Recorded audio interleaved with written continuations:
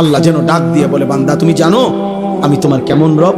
24 ঘন্টা তোমার অজান্তে, তুমি জানো না, বুঝো না, বলো নাই, আমি রব্বুল আলামিন এমন রব 24 ঘন্টা অস্তিত্বের প্রথম সেকেন্ড থেকে নিয়ে শেষ পর্যন্ত জীবনের সকল প্রয়োজন, জীবনের সকল আয়োজন, হৃদয়ের প্রতিটা স্পন্দন, নিঃশ্বাসের প্রতিটা নড়াচড়া, দেহের পুরা অঙ্গ প্রত্যঙ্গের নড়াচড়া আমি আল্লাহ যা ঠিক ঠিক মতো তোমার পৌঁছাচ্ছি, করে দিচ্ছি।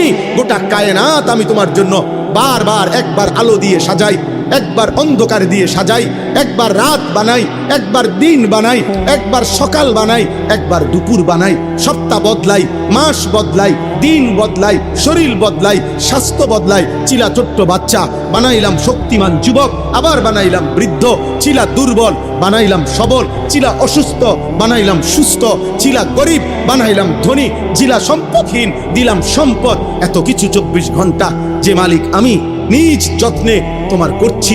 আমি তোমার সেই মাওলা, আমি তোমার সেই আল্লাহ, তোমার সেজদা দিতে বলছি বান্দা, অন্য কেউ না। আমি তোমার বড় বেশি আপনজন। আমার ইচ্ছা ছাড়া তোমার নিঃশ্বাস চলে না, আমার ইচ্ছা ছাড়া তোমার চোখ নড়ে না। তুমি কেমনে পারলা বান্দা আমার মতো মালিকরে সেজদা না দিতে? বলো না আব্বা, বলো না ভাইয়া, আমার প্রিয় সন্তান বলো। 16 বছর যেই ছেলের এত অল্প বয়সে এক ওয়াক্ত নামাজ পড়ো না, আগামী 40 বছর পর্যন্ত তোমার যদি আল্লাহ হায়াত দেয়, সেই পর্যন্ত তোমার নাফরমানির অবস্থা কি হবে? আল্লাহ তোমারই কোনো কিছু দেয় নাই।